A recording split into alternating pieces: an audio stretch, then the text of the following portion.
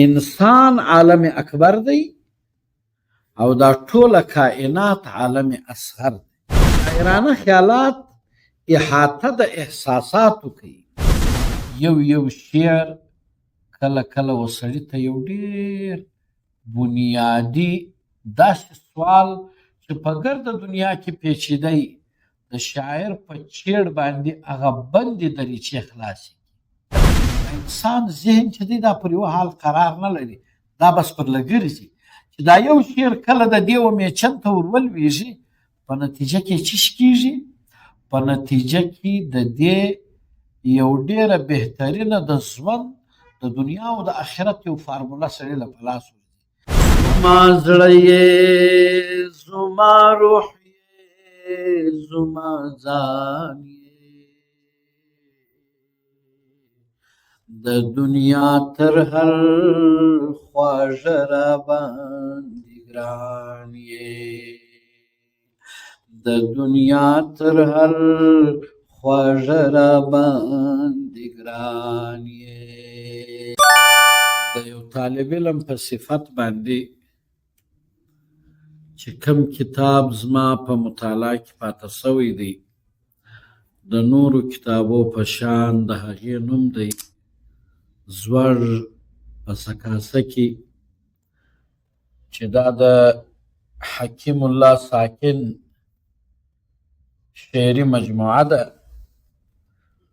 او دا وخت زموږ او ستاسو و مخ ته د هغې سرورق پروت دی. پر شاعرانه خیالاتو باندې د تبصرې دپاره یقینا انسان د یو آزاد ذهن په اساس باندې خپله تبصره ږدي. موږ دا وایو چې حکیم الله ساکن ډېر ښه کوشش کړی دی. په دغه کتاب کې ډېرې خبرې داسې وي چې هغه د انسان د دماغ بندې دریچې خلاصوي او د سړي چې کوم شعوري رسایي ده هغه په دې فیزیکل یونیورس کې، په دې کائنات کې، په دې چاپیریال کې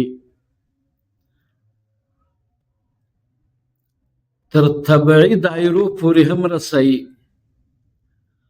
او د طبعي دایرو سماوره ما فوق الفطرت چې کوم نظام دی چې د نن دنیا د هغې په تلاش یا د هغې په اصولو کې ډېره سخته سرګردان ده او تقریبا د دنیا د پیدایش سره د عالم مثال یا د عالم روحانی په تلاش کې د هغوی ابتدائیات و انتهاءات د معلومولو دپاره انسان په خپل باطن کې د خپل نفس سره د خپل روح سره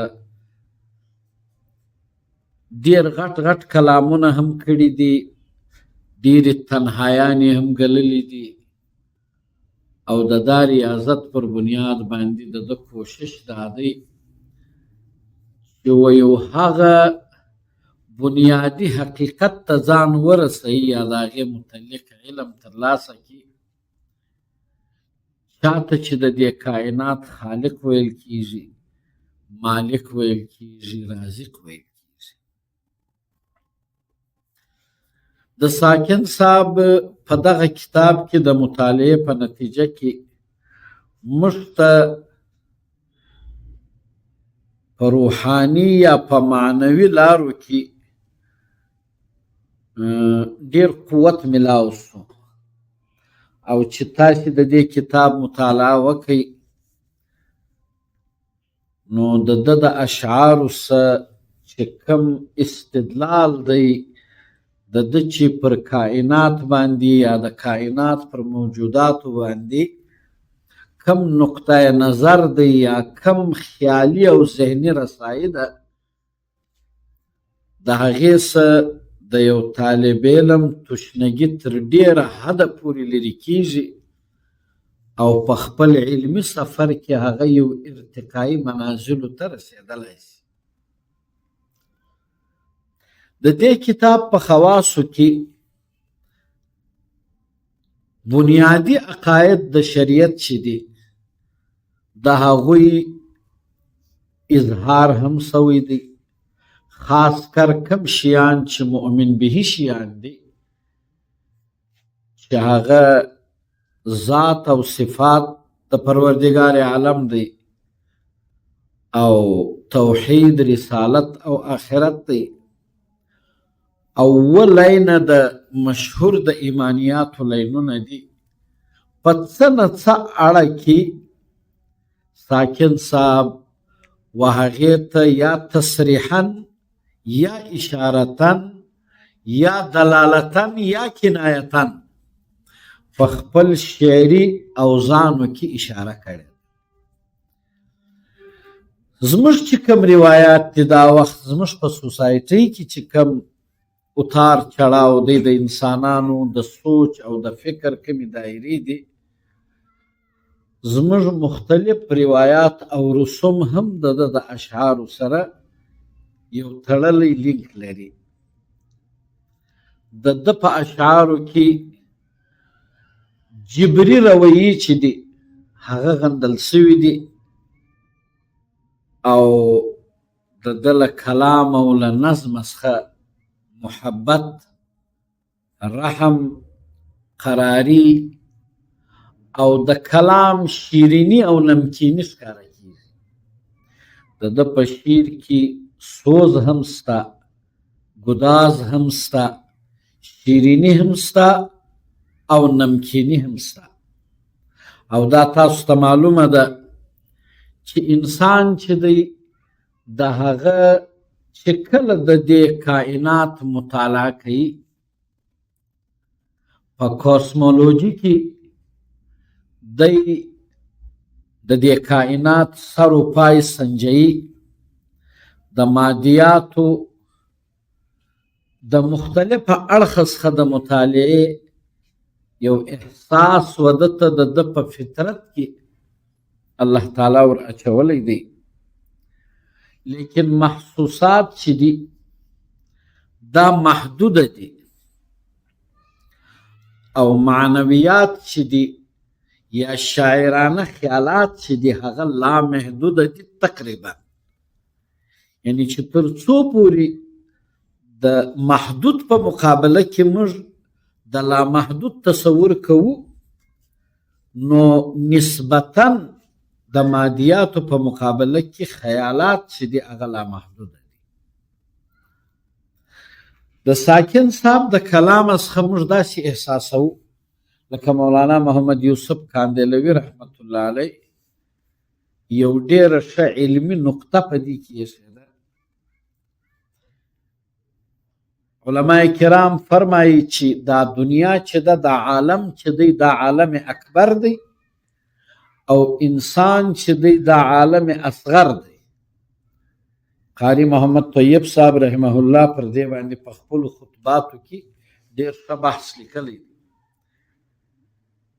لیکن مولانا محمد یوسف کاندیلوي رحمت الله علیه وایي معامله برعکس ده.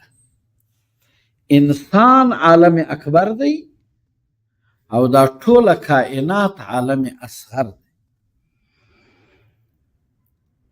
ځکه یو شاعر وایي ارض و سما کہاں تیری وسعت کو پا سکے بس میرا ہی تو دل ہے جس میں تو سما سکے. د الله جل شانه د ذات په بابت کې هغه وایي چې د خدای ذات چې دی هغه په دې کائنات کې نه ځایېږي. دا هغه کبریایي دومره غټه ده چې الله تعالی په دې اوه اسمانو و دې اوه مځکو کې نه ځایېږي. لیکن یو د انسان زړه دی چې په هغه کې هغه د الله کور دی. نو معنا دا سوله چې الله تعالی د انسان په زړه کې ځای کولی شي په دې کائنات کې نشي کولی، نو معنا دا سوه چې دا زړه چې دی دا تر دې کائنات هم لوی، نو ځکه دا عالم اکبر دی او کائنات د دې په مقابله کې عالم اصغر. دارنګه د شاعر چې هر شاعر وي چې هغه د کائنات په وسعتو کې د فني مهارت سره سفر شروع کی او د سوچ و مراقبه و د کائنات د مختلفو جهتو مطالعه شروع کی، نو له هغه څه د ده پر ذهن باندې یو الهامي، یو روحاني، یو غیر شعوري فارمولې چې کومې دي هغه رامنځته کېږي. او ځکه وایي یو مقوله داسې ده چې الشعراء تلاميذ الرحمن، دا شاعران چې دي دا د الله جل شانه شاګردان دي. نو معنا دا سوله چې د کائنات رازونه چې کوم دي هغه د دوی په اشعارو کلاویږي. ساینس او مادي علوم چې دي دا د دې بعد په خپل یعنی طبعي سفر شروع کوي. یو خیالي سفر دی، یو طبعي سفر دی. خیالي سفر چې هغه مخکې، طبعي سفر چې هغه د خیالي سفر بعد، لکه وی ستاروں سے آگے جہاں اور بھی ہے. د ستورو په آخوا بل جهان هم سته. یو شاعر دا خیالات علامه اقبال دی. و د ستارو په آخوا چې بل جهان دی، ساینس د هغې دپاره خپل راکټ ساینس وغیره داسې خپل ترتیب یې جوړ کړي چې هغه وایي موږ تر سپوږمۍ ورسېدو، تر مریخه ورسېدو، تر عطارده به ورسېږو او خلایي سفرونه دا ستار. لیکن د شاعر خیالات چې هغه وایي ستاروں سے آگے جہاں اور بھی ہے، دا مخکې او طبعي سفر د دې وروستی. ساکن صاحب په د خپل کتاب کې ډېر دلالت د ده پر دې باندې دی چې د دې کائنات د هغه اهمو رازو و طرف ته اشاره وکړي په خپل اشعارو کې چې انسان ته د هغې پته ولګېږي او انسان د هغې څخه یو علمي استفاده وکړي.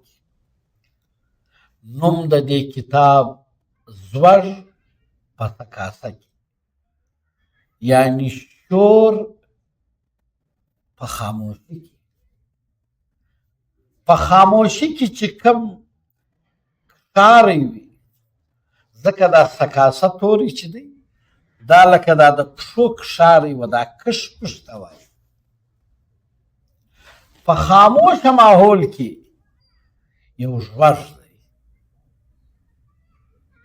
او هغه ژوږ د چا دی؟ هغه ژوږ د حکیم الله ساکن دی چې حکیم الله ساکن په هغې کې خپله د خپل سفر احوال ږدي او بیانوي. او دا کیږي. رحمان بابا وایي د غونچې غوندې په شل ژبه خاموش یم، د غونچې غوندې په شل ژبه خاموش یم، لکه بوی هسې په پټه خوله ګویا یم. د ګلانو بوی چې دی هغه الفاظ نه وي، هغه احساس وي. او شاعرانه خیالات احاطه د احساساتو کوي. د کم چې طبعي شیان موجود دي، فیزیکلي وجود دی، کم اگزیستنس چې زموږ ستاسو په مخ کې په طبعي شکل کې موجود دی، د هغې څه د هغې میدانه څخه بحث ساینس کوي او د هغې ترقي یافته شکل ټکنالوژي کوي. ساینس یې دا فارموله ده، ټکنالوژي یې د عمل دی.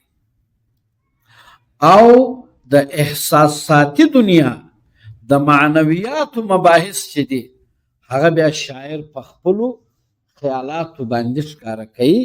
و هغه خیالاتو ته چې کوم دی یا د نظم شکل ورکړي، نو د اشعارو مجموعه ځینې جوړه شي، لکه دا کتاب چې زوږ په سکاسه کې ستاسو مخ ته موجود دی، او یا چې کله هغه نثري حیثیت اختیار کړي بیا نو په هغوی کې مختلف خیالات د مضمون نګار د هغه ژبې چې کوم بلاغت دی یا معنویت دی یا فصاحت دی یا د هغې بدیعات دي یا د دې تشبیه و استعارات دي، د هغوی مختلف شکلونه په نثر کې هم پیدا شي او په نظم کې هم پیدا شي.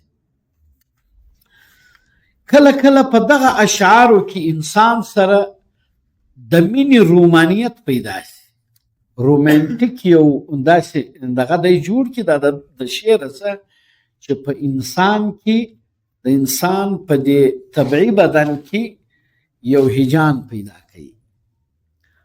هغه وایي لکه ساکن صاحب وایي وجود یې ټول غزل غزل غزل ساز د مینې، وجود یې ټول غزل غزل غزل ساز د مینې، باڼه سترګې ردیف د قافیې په شا کې ووسي.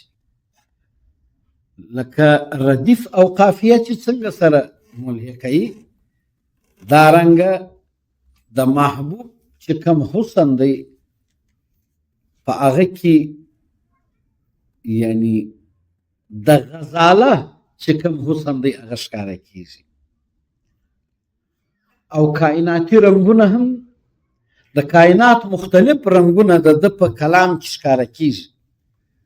لکه دی چې وایي قدرت خو بس جمیل دی او جمال پیدا کوي، قدرت خو بس جمیل دی خو جمال پیدا کوي، په زړونو د حسینو کې یو خیال پیدا کوي. ان الله جمیل ويحب الجمال، الله ښایسته دی او ښایست خوښوي. نو د دغه جمالیات و طرف ته ساکن صاحب په خپل کلام کې کائناتي رنګونه پاشلي دي. د دې سره سره ځوانانو ته په دا کتاب کې ډېر ښه دلالت ورکړی دی، د علم و طرف ته د هنرمندۍ و طرف ته ځوانان یې متوجه کړي دي چې تاسې د خپلو اعضاو جوارحو او د خپلو اندروني استعدادو استعمال وکړئ، ځان ته ښه علم ترلاسه کړئ او ځان ته ښه هنر ترلاسه کړئ. وایي ما شاعر ته د تجدید هنر ښکاره سي، ما شاعر ته د تجدید هنر ښکاره سي، خوږ نظر می شهکارونه درکې ښکاري. دا نو د انسان نظر وي چې دی د ځان لپاره د علم و هنر انتخاب وکړي. لکه په تیر مجلس کې چې زموږ ملګری د AI پر نوادراتو باندې یا د هغې پر مستقبل باندې یا د هغې پر اهمیت باندې ستاسو په مخ کې کومه خبره کوله، ساکن صاحب هم په خپل اشعارو کې دغه رنګه ایجادات او د نوې زمانې د ټیکنیکل چې کوم سایډونه دي د هغې څخه ځوانانو ته پیغام دا ورکوي چې تاسې د دې څخه استفاده وکړئ او ځان هنرمنده ځوانان کړئ، ځان د علمه ډک ځوانان ثابت کړئ او د خپل استعدادونه چې قدرت ترکړي دي دا استعمال کړئ. د هغې سره به ستاسو د دنیا زندګي هغه پر لاین برابره سي او د هغې سره به ستاسو اخروي زندګي چې د هغه به هم پر لاین برابره سي. وایي وګوره تیارې د جهالت راخورې سوي دي، وګوره تیارې د جهالت راخورې سوي دي، یو ځلا یې زړه کې د ښه علم او د هنر کښېږده. وایي ګوره د دنیا مخ خو تیارو نیولی دی، لیکن د دا تیارو څخه د ځان را ایستلو دپاره د علم او د هنر سهاره واخله او ځان د دې تیارو ته مخامخ که په علم او په هنر باندې چې دغه تیارې په رڼا بدلې شي. بل دا خبره ده چې کوم کتاب زوږ په سکاسه کې حکیم الله ساکن صاحب په دې کې د خپل وجود تعارف هم کړی دی، چونکې دی په دې کې دی ملنګ مزاجه سړی دی، د په احساساتو کې ملنګي ښکاره کیږي. وجدي د زخمو په استانه کې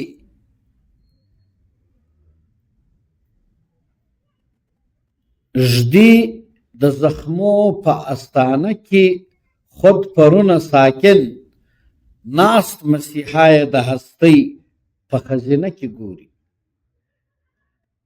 یعنی ما د خپلې مسلې او د خپل زخمونه راواخستلو د یو استاد په مخ کې مې کښېښول او هغه استاد مسیحا د هستۍ پر بنیاد باندې ما ته پر هغې باندې د خپلو تعبیراتو اظهار وکړي.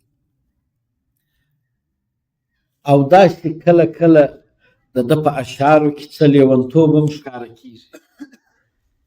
د لیوني خبرې خو هم بې څه خو نه دي، خبرې خو دي. دا جلا خبره ده چې خلک د هغې خو هغې ته غوږ نه نیسي. دی وایي څیرې لمن د خیال د دشت او رمه ساکنه تار د جنون پستن پیودلی لروبر ګرځوم. نو حکیم الله ساکن ډېر ښه محنت ډېر ښه کوشش کړی دی، خو په دا خیالاتو کې چې کله یو نظم ښکاره سي هغه ډېر خوندور وي. د هغه نظم پر بنیاد باندې د نورو شعراو د خیالاتو سره یو هماهنګي پیدا کېږي. د ده په کلام کې د وجودي حقایقو فلسفه هم شته. وجودي حقایق چې د وحدت الوجود په شکل کې دي، وایي که په ژوند سره شریک یو زه او ته په خیمه او په ګنبد جلا جلا. دې ته د ده اشارات د وحدت الوجود د فلسفې و طرف ته دي چې څوک یې فلسفه بولي څوک یې احوال بولي. نو ساکن صاحب ښه کاوش کړی دی، ښه همت یې کړی دی، او دا د ده لومړۍ څېړنه ده چې هغه زموږ او ستاسو مخ ته وجود لري. ډېر ښه ښه شعرا سته، ډېر ښه ښه درانه خیالات یې سته، ډېر رنګین خیالات یې سته، خو لیکن د هغوی مسله دا ده چې هغوی تر اوسه پورې د خپل خیالات تر خپل قلم لاندې نه دي راوستلي. نو زه امید کوم چې زموږ د پښین او په ټوله پښتني سیمه کې بلکې د شعر او د شاعرۍ د هرې ژبې سره تړلي وګړي او ځوانان به دا خپل خیالات تر قلم لاندې راوړي او د دې سبب و انسانیت ته د خیر د بقا د ښه مستقبل یو ښه ارزښت ور په ګوته کړي. او موږ دا وایو حکیم الله ساکن چې دا خپله لومړۍ ټولګه د شعر او د شاعرۍ په ژبه موږ او ستاسو مخ له راوړه. موږ د ده د دغه کتاب هم ستاینه کوو او ځوانانو ته دا وایو چې تاسې یې د خپل سره سره کښېږدئ، کله کله یو نظر ورته کوئ، یو شعر کله کله و سړي ته یو ډېر بنیادي داسې سوال چې په ګرده دنیا کې پیچیدی د شاعر په چیړ باندې هغه بندې دریچې خلاصې لکه میرزا غالب و یو عام شاعر دی په هندوستان کې مومن خان مومن. د هغه یو شعر چې کله غالب واورېدی میرزا اسدالله غالب خو ډېر غټ سړی دی. مومن خان مومن ته ویلې چې زه به د خپل ټول دیوان غالب درکم، ته دا ستا یو شعر و ما ته راکړه. یعنې ستا د دا یوه شعر کې چې زما کومه مسله حل سوې ده. مومن خان مومن ډېر د کمې پایې شاعر و او میرزا اسدالله غالب د تمام اردو دیوان د اردو شاعرۍ په دنیا کې د ده په مقابل تر اوسه د شاعر نه دی پیدا سوی. دی د اردو ژبې په اوایلو کې هم تر ټولو لوی شاعر و او نن هم د ده مقابل د یو ښه شاعر په صفت باندې په دې اردو دنیا کې وجود نه لري. لیکن د مومن خان مومن ته څه وایي؟ وایي ستا دا یو شعر راکړه، زما دا ټوله دیوان واخله. وجه بنیادي دا ده چې په دا یوه شعر کې هغه دا خبره داسې راګنډلې ده چې حکم د میرزا غالب په زړه کې پر لګرځېده، هغه خبره یې په دا یوه حرف کې حل کړې ده او هغه شعر دی: تم میرے پاس ہوتے ہو گویا، تم میرے پاس ہوتے ہو گویا جب کوئی دوسرا نہیں ہوتا. اوس په دې کې د خپل مراد او د خپلو مقاصدو څه تراز پته ولګوله. په یوه شعر کې یو پوره کتاب د مخته یو پوره یو سیشن د مخته راغلی، یو پوره باب پر د باندې کلاو سو. دغه رنګه کله کله د یو د ادنا درجې شاعر وي. حکیم الله ساکن کشر سړی دی، په عمر ډېر لوړ نه دی، لیکن د ده په دې شعري مجموعه کې کله کله د انسان ذهن چې دی دا پر یو حال قرار نه لري، دا بس پر لګرځي چې دا یو شعر کله د دې و میچن ته ور ولویږي. په نتیجه کې څه کېږي؟ په نتیجه کې د دې یو ډېره بهترینه د ژوند د دنیا او د آخرت یو فارموله سړي له په لاس ورځي. نو هغه دی په خپلو خیالاتو نشي تعبیر کولی. نو کېدای شي چې د حکیم الله ساکن د دې کتابه څه د ده هغه ذهني خلجان او هغه فارموله حل شي. نو په دې خاطر زه ځوانانو ته هم دا وایم چې د نورو شعراو سره سره دي د حکیم الله ساکن د دې کتاب چې زوړ یا ژوړ، دا په یا په ژ باندې سوال ابتدا ده یا په ز باندې ده، چې زوړ په سکاسه کې یا ژوړ په سکاسه کې د دغه کتاب د خپله مطالعه کوي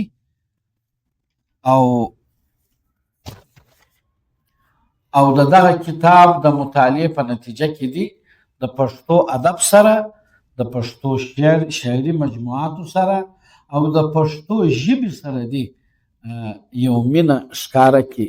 د پښتانه د وطن سره دي یو مینه ښکاره کړي، د خپلې ژبې خدمت دې وکړي. ژبه مورکۍ ده، د مورکۍ خدمت پر انسان باندې ضروري او فرض دی. او د حکیم الله ساکن دغه کتاب و دې ته ډېر ښه سپورټ ورکوي، ډېر ښه حمایت ورکوي. نو امید لرم چې ټوله ملګري به د حکیم الله صاحب د دې کتاب دغه وکړي، ستاینه هم وکړي او مطالعه به هم وکړي. کمیانې او کمزوریانې هم په دا کتاب کې شته. ډېرې خبرې داسې پکښې دي چې هغه د خیالاتو د دنیا، د شاعرانو د دنیا د یو اجماعي نظره سره یو منفرده رایه وي، یا کله کله داسې وي چې د هغوی په مابین کې د لفظ او د معنا په مابین کې څه تطبیق نه کېږي، یا د جدید حقایقو سره د هغوی ټکراو پیدا کېږي. ځکه خیالات خو بېمهاره وي او کوم تحقیقات چې دي هغه رابند وي، کلابند وي په شي کې. نو بهرحال کمزوري هم شته، خو د کمزورۍ د ایستلو کوشش به کوو او هغه چې کوم صحیح اپروچ دی هغه به تر خپل دماغ لاندې راولو، په خپل عمل کې به راولو.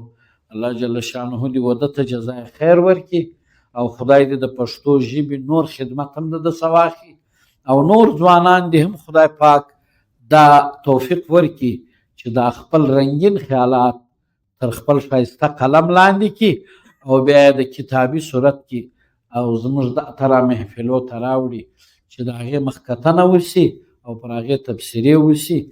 او بله خبره دا ده چې سات به موږ وده ته دا دعا هم کوو چې الله تعالی دې مزید توفیق ورکړي چې یو بله شعري مجموعه میان ته راوړي او په هغه کې د دې چې کومې کمیانې دي د هغې ازاله وشي. اوس د دې په پرنټ کې هم ډېرې کمیانې راغلي دي. یو شی هلته په لیکلو کې یو رنګه دی، په طباعت کې چې کله دی پرنټ شوی دی په بل رنګه ظاهره خبره د پرنټینګ یې بل سړي کړی دی، هغه په هغه ذوق په دې شي ته نه دي کتلي، نو د هغې په الفاظو کې هم څه داسې غلطیانې راغلي دي چې د هغو څه د اشعارو وزنونه خراب شوي دي. نو مطلب موږ دا دغه کوو، توقع لرو چې آینده به دی په یو نوي عزم سره او په یو نوي همت سره دا خپل چې کومه مجموعات دي و دې ته به یو نوی رنګ ورکړي او د امت د دې پښتو ژبې یو خدمت به په غاړه واخلي. الله تعالی دې د حاضر مجلس ته خیر ورکړي، الله تعالی دې وده ته خیر ورکړي، خدای دې د ده صلاحیتونه نور رنګین کړي او پرمختګ دې خدای پاک ورته ورنصیب کړي. زموږ د دې ټول حاضر مجلس ستاسو د ټولو په اجازه زه دا خپله تبصره پر دا ځای درومه او امید لرم چې تاسو به نه یاست راته دیغ شوي. خدای دې وکړي چې دا زما خبرې پر دې باندې بوج شوي نه وي. واقول قولي هذا واستغفر الله لي ولكم ولسائر المسلمين. سرجي زما سوال دا دی، تا یو خبره وکړه، تا د ده په کتاب کې ته داسې شعرونه لیکلي دي یا داسې غزلې لیکلې ده چې هغه د انسان د ذهن بندې کړکیانې ورخلاصوي.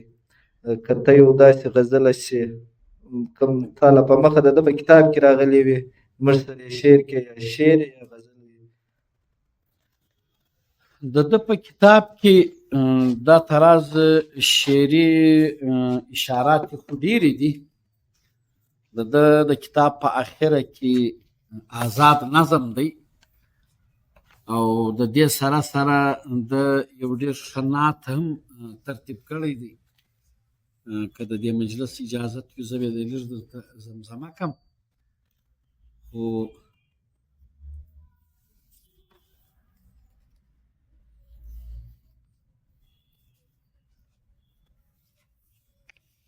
یو څو شعره به زه درته ووایم.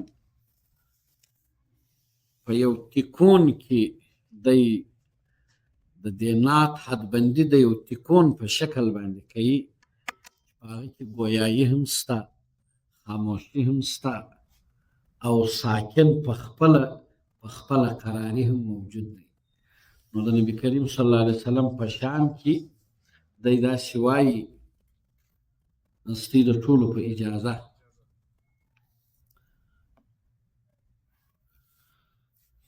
زما زړه یې زما روح یې زما ځان یې،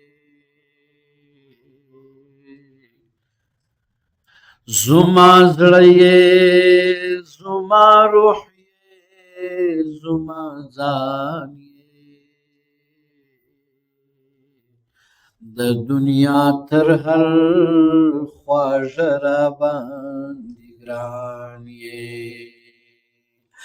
د دنیا تر هر خواږه راباندې ګران یې، زما زړه یې زما روح یې زما ځان یې، د دنیا تر هر خواږه راباندې ګران یې، په ښایست به دې جهان ټول را خبر کړم، په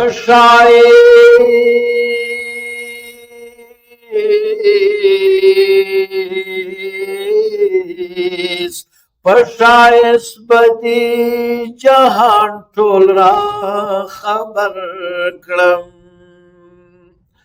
برخه زما د عقیدې او د ایمان یې، د دنیا تر هر خواږه راباندې ګران یې، زما زړه یې زما روح یې زما ځان یې، د دنیا تر هر خواږه را باندې ګران یې زه دې زیست په کوم صورت استعاره کړم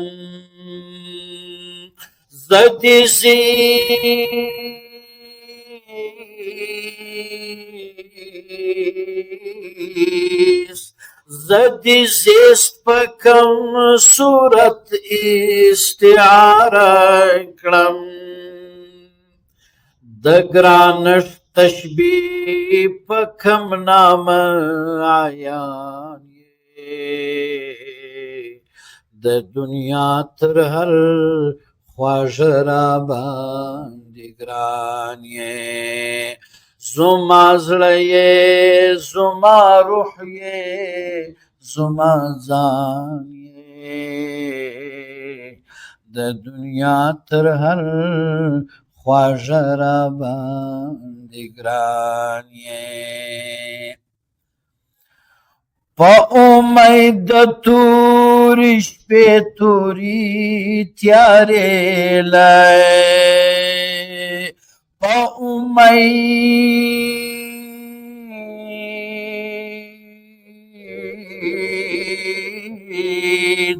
په امید د تورې شپې تورې تیارې لای په وجود کې مې د لمر غوندې روښان یې د دنیا تر هر خواږه را باندې ګران یې زما زړه یې زما روح یې زما ځان یې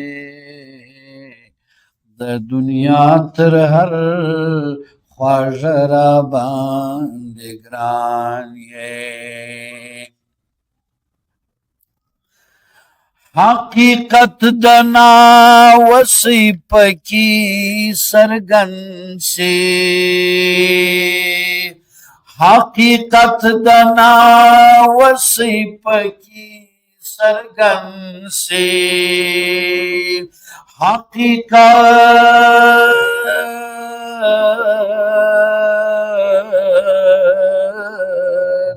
حقیقت د ناوسۍ پکې څرګند سي چې ساکن په خاموشي کې هم ګویان یې د دنیا تر هر خواږه را باندې ګران یې زما زړه یې زما روح یې زما ځان یې د دنیا تر هر خواږه را باندې ګران یو دوه سواله دي اول سوال دا دی سرجي تنقید څومره ضروري دی په اوس اثر کې پر یو کتاب مثال اوس حکیم الله صاحب صاحب زواش په سکاسه کې دا کتاب لیکلی دی پر دې باندې تنقید برای اصلاح څومره ضروري دی او بل سوال دی معذرت بل زموږ سره ډېر چونکې موږ د شاعرانو سره ډېره ناسته کوو هغو سره چې کله موږ یو بیس راسي دی کار کوي برته کار پرېږدي چې وایي ولې دی وایي یاره پر دې باندې تنقید کېږي خلک به څه وایي او د دې خلک به څه وایي د دې باره کې که یو لنډ پیغام د دې خلکو دپاره کوم چې د تنقید د وجې خپل کارونه درولي یا کار نه کوي وایي خلک به څه وایي ډېر ښه سوال دی او د دې ډېر شافي جواب د دنیا اکثره دانشورانو ورکړی دی دا موږ باندې چې کله سام پروت دی دا سام نه چې څوک د چا و مخ ته ګایدلی مسه څوک د چا په مخ کې خبره مسه کولی د هغه شخصیت پر حاوي سي د هغه تصنیفات پر حاوي سي دا سام یو سامراجي شی دی دا پکار ده چې انسان په خپل وجود کې نه پرېږدي تنقید ډېر محبوب شی دی او زه خو دا وایم چې صرف دوې دایرې دي چې هغه د تنقید له عمله څخه وتلي دي. دوې دایرې دي چې هغه د تنقید له عمله وتلي دي. یو د الله جل جلاله ذات دی او بل د پیغمبر صلی الله علیه وسلم بېداغ بشریت دی. د دې څخه علاوه هر حزب پر خپل ملګرو باندې پر خپلو معاصرینو باندې تنقید هم کړی دی، د هغو تایید هم کړی دی. او پر کم چا چې تنقید وسي دا د انسان د شخصیت تکبیری کوي. لکه موږ چې کله یو درخت ته ومخته یي د هغې شاخونه پراګنده سي، یو شاخ ډېر اوږد سي، بل ډېر کوچنی سي، یو ډېر جګ سي، بل ډېر لاندې سي، دا درخت ته دی دغه ښکاره کېږي، صورت یې دی خوندور نه ښکاري. بیا نو دوی راولاړ شي په هغه کې څه چل وسي، په هغه تکبیري کې بیا سړی بیاتي پسې راواخلي، په بیاتي باندې د دا شاخو په مابین کې یو نظم ورجوړ کړي، تکبیري یې ور وکړي. نو د هغه د دا درختې د ګروت دپاره هم ضروري او حسن هم دوبالا سي. درخت په دې نه ختمیږي، درخت په دې نه ختمیږي، درخت په دې روښانه کیږي، ښایسته کیږي. شخصیت هم د درختې په شان دی. نو په کار خو دا ده چې د چا پر کلام تنقید لازمي وسي، تنقید لازمي وسي. ولې چې دا تنقید د ده په شخصیت کې نور تهذیب راولي، نکار راولي. او پاتې سو کم سړی چې د تنقید دغه خوري، کټ خوري، یا د هغې څخه بېزاره کېږي او خپل صلاحیتونه پټوي په دې باندې چې وایي دی نه چې سبا زما دغه پیدا نه سي، ما ته یو مسله را پیدا نه سي. نو زه وایم دا ترا سړی چې کوم دی د احساس یې کمتري ښکار دی. دا هر چا خبره چیلنجیبل ده، په هغه کې چیلنج شته، په هغه کې د نقد حق شته، و هر چاته شته. خو دا دی چې تنقید به پر علمي بنیاد وي، د یو دلیل پر بنیاد به وي. نو کېدلی شي چې د هغه سړي و خپل کلام ته و خپل دلیل ته نظر شي او په هغه کې ښه مزید محنت وکړي او هغه کې صفایي وکړي. تنقید د انسان صفایي کوي، نو هغه د ګردې دنیا دپاره د قبولیت وړ جوړوي. تنقید ډېر بهترین شی دی، د دې څخه کټ نه دی اخیستل.